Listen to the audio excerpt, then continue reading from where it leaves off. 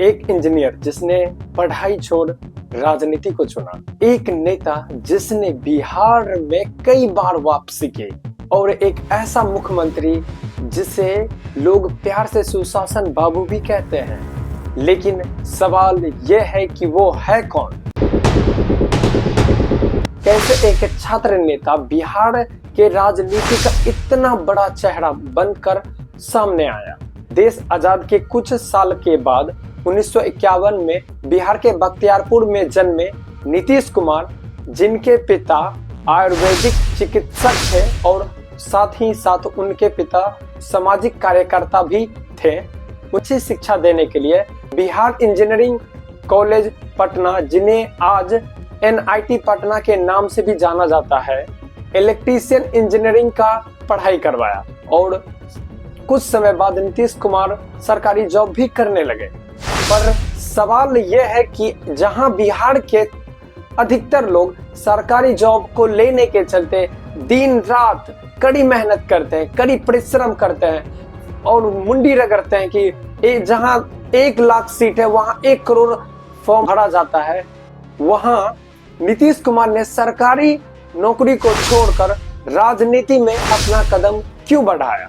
1974 में जयप्रकाश नारायण आंदोलन में नीतीश कुमार के साथ साथ कई नेताएं उभरकर सामने आए, जैसे कि लालू प्रसाद यादव, सुशील कुमार मोदी। इन सभी को इसी आंदोलन से पहचान मिली थी।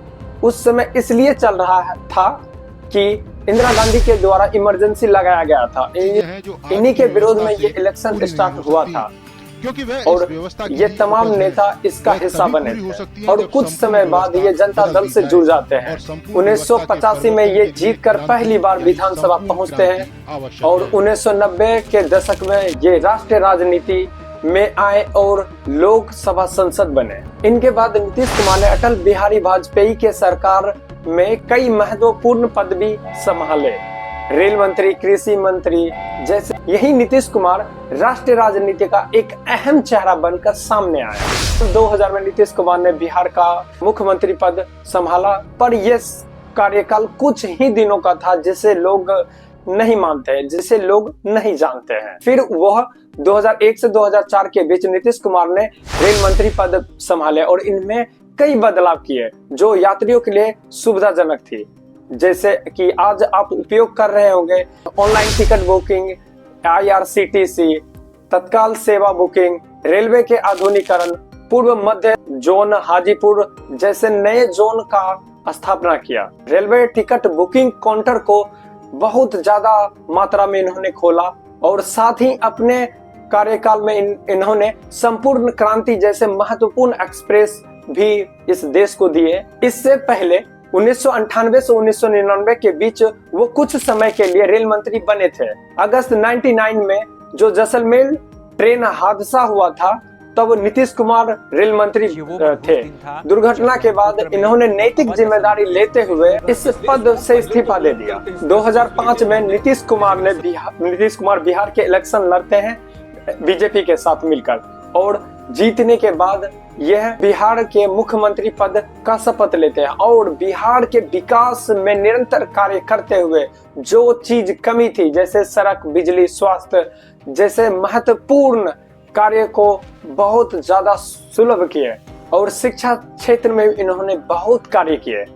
जनता जो उम्मीद कर रही थी कि भैया ये नहीं कर पाएंगे, उन्हें अब नीतीश कुमार में भगवान देखने लगा था। इन्हीं के चलते बिहार के तमाम जनता इन्हें सुशासन बाबू प्यार से कहने लगे। नीतीश कुमार के राजनीति का सबसे बड़ा पहलू यह है कि ये निरंतर 2005 से 2026 तक बिहार के मुख्यमंत्री पद पर हैं। इन्होंने इस कार्यकाल में तमाम पार्टियों के साथ गठबंधन बनाए और गठबंधन तोड़े हैं। 2005 से 2013 के बीच इन्होंने बीजेपी के साथ मिलकर बिहार में अपनी सरकार चलाई थी और 15 से 17 के बीच इन्होंने कांग्रेस RJD के साथ अपनी सरकार बनाई। 17 से 22 में ये फिर लौटकर बीजेपी के साथ बिहार में अपनी सरकार चलाते हैं। 22 से ये फिर लौट जाते हैं, यानी कि पलट जाते हैं और RJD कांग्रेस के साथ अपनी सरकार बनाते हैं और 24 से अभी तक ये बीजेपी के साथ अपनी सरकार बनाकर चल रहे हैं। इन्हीं सभी कारणों के चलते लोग या विपक्ष इन्हें पलटू राम भी कहने लगे, कहे देखो भैया ये तो पलटू राम है, और समर्थक इसे रणनीतिक नेता मानते हैं।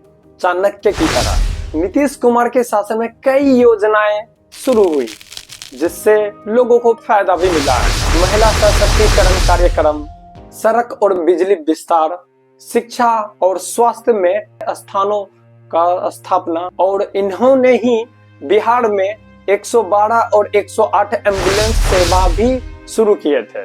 विपक्ष का कहना यह है कि बिहार में बेरोजगारी, पलायन और सरकार की अस्थिरता के चलते बिहार में सही से विकास नहीं हो पाया है, और अभी भी पलायन बिहार की मुख्य समस्या है।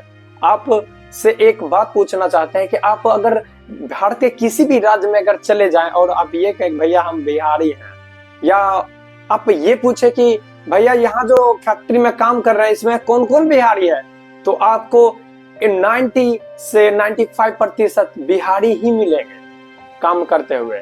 पर अब सरकार के द्वारा इस पर ध्यान दिया जा रहा है और सरकार इस निरंतर बिहार में फैक्ट्री की स्थापना कर रहे हैं और लोकल तर्ज पर रोजगार में वृद्धि देने का प्रयास कर रहे हैं। नीतीश कुमार ने 2025 में एनडीए के साथ गठबंधन करके बिहार में रिकॉर्ड तौर पर अपनी जीत दर्ज की है।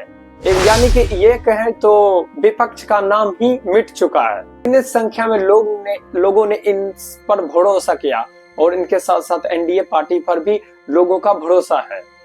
और जीतने का मेन मुद्दा ये भी विपक्ष लगा रहे हैं कि भैया ये तो इलेक्शन से उतरने से पहले ही लोगों के अकाउंट में 10,000 रुपया डाल रहा था। वृद्धा पेंशन जहां 400 मिल रहे थे उसे इन्होंने बढ़ाकर 1100 किया और बूढ़े बुजुर्ग को अपनी ओर आकर्षित करने में ये सफल रहे। इन्हीं के चलते आज बिहार में इनका एक छत्र राज है। लंबे राजनीतिक करियर के बावजूद नीतीश कुमार का छवि बिहार में एक सादगी पसंद नेता के तर्ज पर की जाती है। रिपोर्ट ये कहती है कि नीतीश कुमार अभी भी साधारण सी ही जिंदगी जीते हैं। आप इनके पहनावे ओढ़ावे से और इनके खान पान से आप देख सकते हैं। इंजीनियर से मुख्यमंत्री तक का सफर, 4 दशक से ज्यादा राजनीति और बिहार की सत्ता में सबसे लंबे समय तक रहने वाले नेता। सवाल यह है कि आने वाले समय में भी नीतीश कुमार बिहार की राजनीति का एक बड़ा केंद्र बने रहेंगे। जिस तरह नीतीश कुमार ने अपने बेटे को अपने पार्टी में शामिल किया है, क्या नीतीश कुमार की तरह ही उनका पुत्र बिहार में नाम कमा पाएगा? ये तो आने वाला समय ही बताएगा कि कौन यहाँ क्या करता है, क्योंकि बिहार की बोली और बिहार की मिट्टी हर किसी को सही से समझ नहीं आती है। अगर आप तुरंत इसे जज कर रहे हैं कि हमने इसे समझ लिया है, तो ये मेरे ख्याल से आप भूल कर रहे हैं बाबू। नमस्कार, हम मिलेंगे फिर एक बार, जुड़े रहें हमारे साथ। धन्यवाद।